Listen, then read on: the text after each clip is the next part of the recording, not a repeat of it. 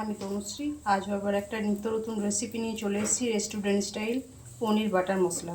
তো পনির আমার এখানে রয়েছে 400 গ্রাম। কী কী লাগছে তো প্রথমে একটু দেখিয়ে দিই। এখানে আমি একটা গোটা টমেটো গ্রেড করে নিয়েছি, পেঁয়াজ দুটো এখানে গ্রেড করে নিয়েছি, কাজু বাদাম গ্রেড করে রাখা আছে, আর অবশ্যই টক দই আর বাটার।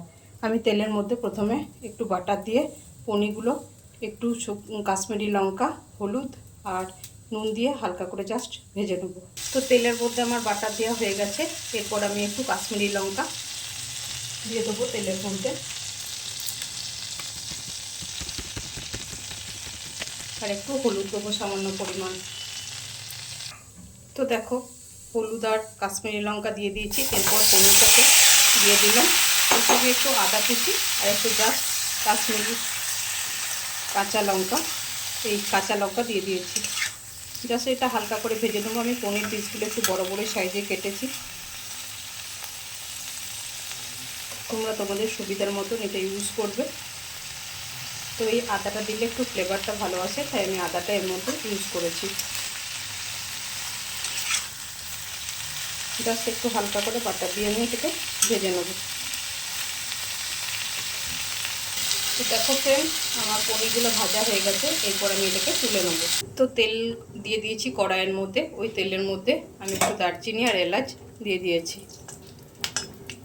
জাস্ট এটার স্মেলটা চলে এলে আমি পেঁয়াজটা যে পেস্ট করে রেখেছি, এই পেঁয়াজের পেস্টটা এর মধ্যে দিয়ে দিলাম। এটাকে একটু ভালোভাবে নাড়াচাড়া করে নেব।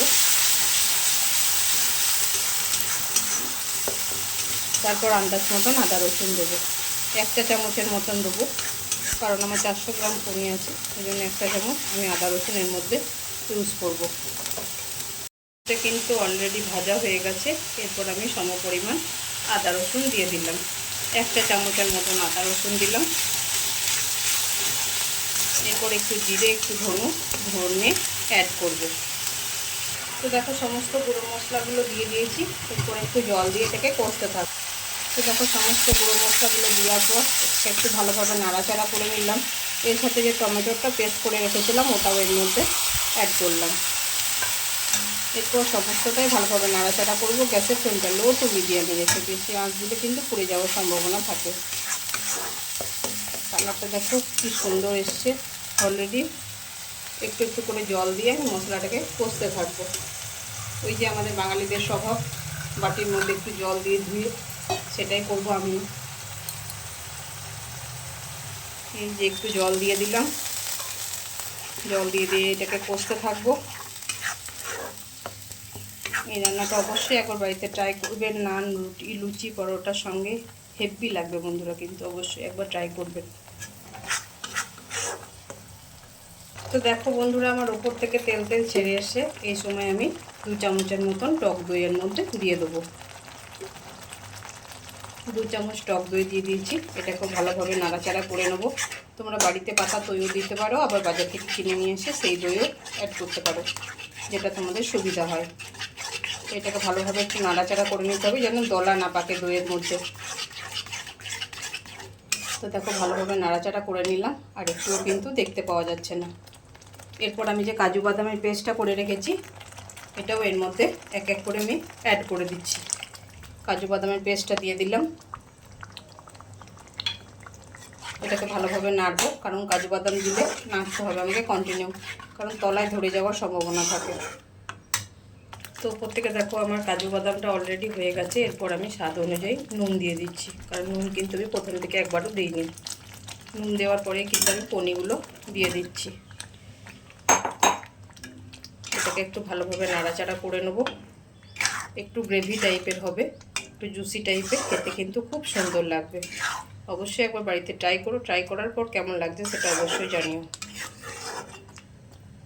এরপর ওপর থেকে আপনারা ফ্রেশ ক্রিম যদি থাকে বাড়িতে দিতে পারেন, যদি না থাকে দুধের ওপরের মালাইটা বা সরটা দিতে পারেন। তো আমার কাছে ফ্রেশ ক্রিম নেই, তাই আমি দুধের ওপরের সরটা এর মধ্যে ইউজ করছি।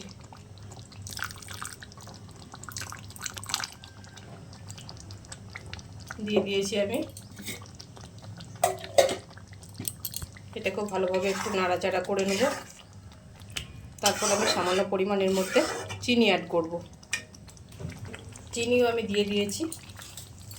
এরপর আমি শাহি গরম মশলা দিয়ে দেবো ওপর থেকে। আপনারা বাড়িতে তৈরি গরম মশলাও দিতে পারেন, যেটা আপনাদের সুবিধা সেটা দিতে পারেন। এটাকে একটু জাস্ট নাড়াচাড়া করে নেব গরম মশলা দিয়ে। এরপর গ্যাসের ফ্লেমটা অফ করে আমি উপর থেকে কাসুরি মেথি দিয়ে দিলাম। একদম কমপ্লিট হয়ে গেল আমার বাটার পনির। উপর থেকে আমি একটু জাস্ট বাটার দিয়ে দেবো। ওপর থেকে আমি বাটার দিয়ে দিয়েছি, বাটারের কিউব, এই যে দেখতেই পাচ্ছেন আপনারা, বাটারের কিউব আমি দিয়ে দিয়েছি। এরপর আমি একটা সার্ভিং বলে এটাকে গরম গরম নানের সাথে পরিবেশন করব। ভিডিওটি যদি ভালো লেগে থাকে লাইক কমেন্ট শেয়ার করে পাশে থাকবেন। আর হ্যাঁ, অবশ্যই আপনারাও সেম পদ্ধতিতে ট্রাই করে দেখবেন বাটার পনির, একদম রেস্টুরেন্ট স্টাইল, অথচ ঘরোয়া উপায়। সামান্য কিছু উপকরণ থাকলে এই রেসিপিটা সানডে দুপুরবেলায় বা সানডে রাত্রেবেলায় করা যেতেই পারে বন্ধুরা। তো কেমন লাগলো আমার এই ভিডিওটা জানাবেন কমেন্টের মাধ্যমে। অপেক্ষায় রইলাম নেক্সট ভিডিওতে আবার আপনাদের সঙ্গে দেখা হচ্ছে। সবাই ভালো থাকবেন, সুস্থ থাকবেন। তো আমার বাটার পনির বন্ধুরা রেডি হয়ে গেল।